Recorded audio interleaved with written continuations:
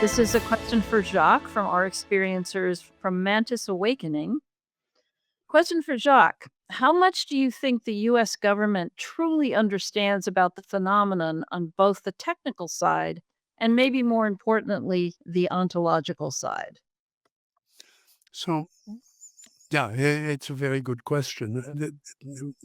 Given the fact that there is no such thing as the U.S. government, I mean, that there are groups of people who are charged with making laws and applying laws to different activities within the country. The They respond to a culture that I think I can say that coming from Europe, in my early years, a culture that's very constrained by the geography of the United States and the fact that the United States historically was constructed in uh, meaning to be different from the royalty and from the kingdoms and all the other fighting things out in Europe and elsewhere as a republic. And so it's natural when you're in that kind of country. First, the value is really in creating things that are useful. The value is industry and the economy, which is driven by industry, and the value is in protecting the country from threats outside, because the United States doesn't realize how different it is from all the other political systems out there.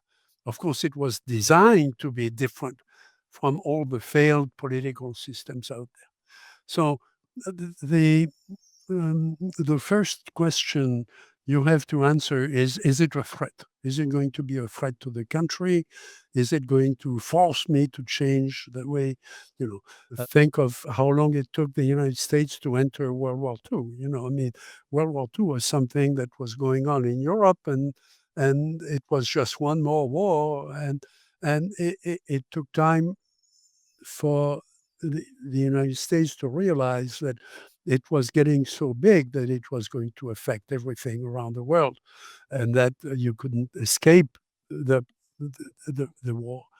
And but that in the process, you're going to change the world. And I think that with UFOs, it's the same kind of thing. It's first perceived as a threat. Think of all the movies from the 50s or the 60s. Somebody sees something, and an object comes in and creates some catastrophe, and then we send the cops, and the cops can't do anything, and then you send the army, and then you send the tanks, and then you send the big, and Godzilla is a perfect example of that from Japan. It's a threat, okay, and it forces us to the limits of our thinking. Well, the rest of the world doesn't think that way. I mean, the French government, when it set up a number of groups to study the reports, because out of the feeling that if people were interested, the government had to respond in some rational way if we could. And so they set up these committees that don't do very much, but they at least provide a response to citizens who've seen something, and they look beyond the threat. I mean, from what we know about the phenomenon, if it wanted to take over the planet, I mean, it would take 10 minutes. I mean, you don't even need, bombs with the kinds of things we've seen them doing, okay, on a large scale. And so that's a really a moot point. But of course, in terms of industry, to justify investing in the study, you have to say, look at the things we're going to discover. We'll have anti-gravity, we'll have special beams that can heal people, we'll be able to grab things at a distance and pull them. We're going to be able to do all these wonderful things. So that's why we're in looking at UFOs, because of all the technology we're going to get. Unless it's a game. And as part of the game, we might still get some technology.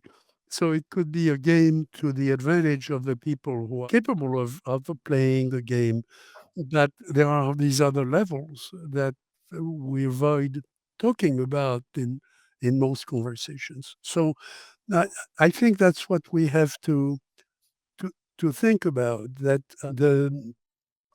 the subject is not one of, that is splitting mind with matter, or any of those things. It's a new thing. And at least it's an old thing that we're looking at with new eyes. And I think that's the basis of what we need to build, including technology. So can I speak? Can I speak to that? I mean, Sure. so it's just to reiterate what Jacques just said. I mean, that Cold War invasion narrative is exactly what I'm talking about. I think that's the mythology we have to get beyond. And what we talk about all the time in the archives of the impossible, including the metadata study with the experiencers, is this threat narrative. And why is everything so negative? Why is it so bad? I mean, really? That's actually not what the experiencers experience. Yes, there is this negative aspect to it, absolutely, but there's also this positive ecstatic aspect to it that is very much a part of the content of the encounters. And that, by the way, is a classical religious experience too, that the sacred is not the good.